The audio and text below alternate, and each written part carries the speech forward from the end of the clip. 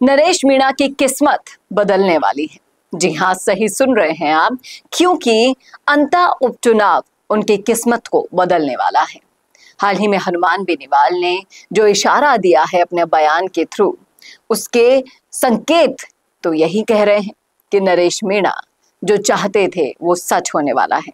तो आखिर में क्या कहा हनुमान बेनीवाल ने और नरेश मीणा को लेकर ये भविष्यवाणी क्या सही साबित होगी? करेंगे इसी मुद्दे पर चर्चा इस वीडियो में, इसलिए बने रहेगा आखिर तक हमारे साथ। नमस्कार, मैं हूं चेतना शर्मा। आप देखना शुरू कर चुके हैं संवाद भारत का, भारत के लिए।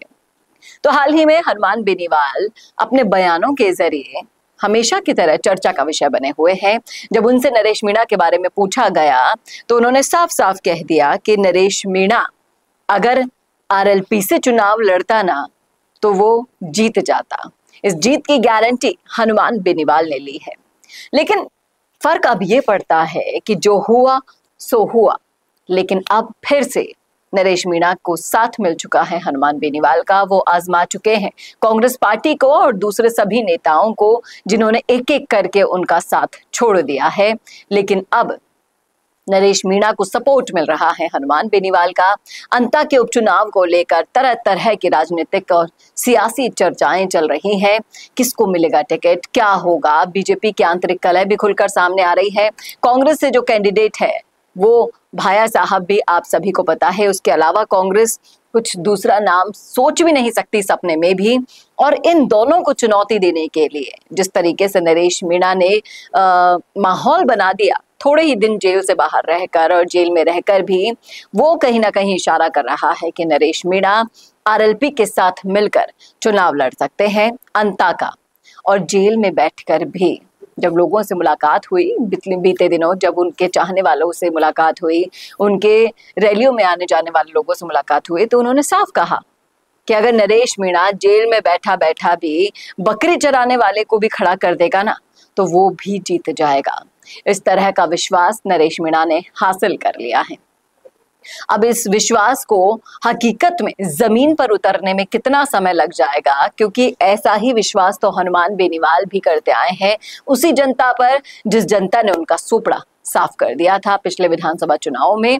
और उसकी टीस अभी तक उनके बयानों और भाषणों में निकल रही है, ये किसी से छुपा हुआ नहीं है। लेकिन जनता बनाती भी है, जनता सिंहासन से उतार भी देती है, लेकिन जनता को सबक मिलता है तब ये दोनों कार्यवाहियां होती हैं। अब सबक किस तरीके से लेकर हनुमान बेनीवाल को पॉजिटिव रिस्पांस जनता देती है, ये तो आगे आने वाला चुनाव ही बता पाएगा। क्योंकि आरएलपी को लेकर पिछले चुनावों में भी बहुत हल्ला था। हनुमान बेनीवाल की पार्टी दोनों पार्टियों के समीकरण बिगाड़ रही है, ये वो, लेकिन कुछ नहीं हुआ ये कि विधानसभा चुनाव से साफ ही हो गई बेनीवाल की पार्टी। लेकिन अब समीकरण पूरी तरीके से बदल रहे हैं। हनुमान बेनीवाल भी हर वो कोशिश कर रहे हैं जो जनता के दिलों में जगह बना सके, असली वाली ऐसी जगह जो वोट में तब्दील हो सके। और जिस तरीके से अभी उपचुनाव हुए वहां पर आरएलपी का बोलबाला हुआ, सबसे ज्यादा वोटों से आरएलपी का कैंडिडेट जीता, उसको देखकर लग रहा है कि अब किस्मत बदलने वाली है हनुमान बेनीवाल की भी और हनुमान बेनीवाल से जुड़कर नरेश मीणा की भी।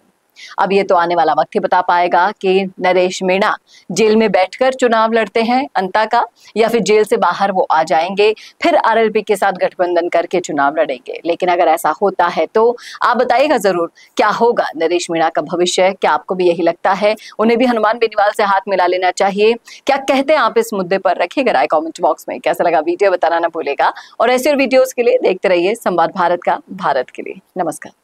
भारत का सबसे तेजी से बढ़ता हुआ डिजिटल न्यूज चैनल, जिसका परिवार 4,17,000 लोगों से भी ज्यादा बढ़ रहा है, वो संवाद न्यूज चाहता है हर जिले और हर राज्य में मीडिया पार्टनर्स। तो अगर आप बनना चाहते हैं संवाद न्यूज के पार्टनर्स तो कांटेक्ट करें नीचे दिए गए नंबर्स पर। इसके अलावा अगर आप वीडियो एडिटर बनना चाहते हैं या फिर न्यूज इंडस्ट्री में बतौर इंटर्न सब सीखना चाहते हैं तो संवाद न्यूज के जयपुर हेड ऑफिस में काम करने के लिए संपर्क करें स्क्रीन पर दिए गए नंबर पर।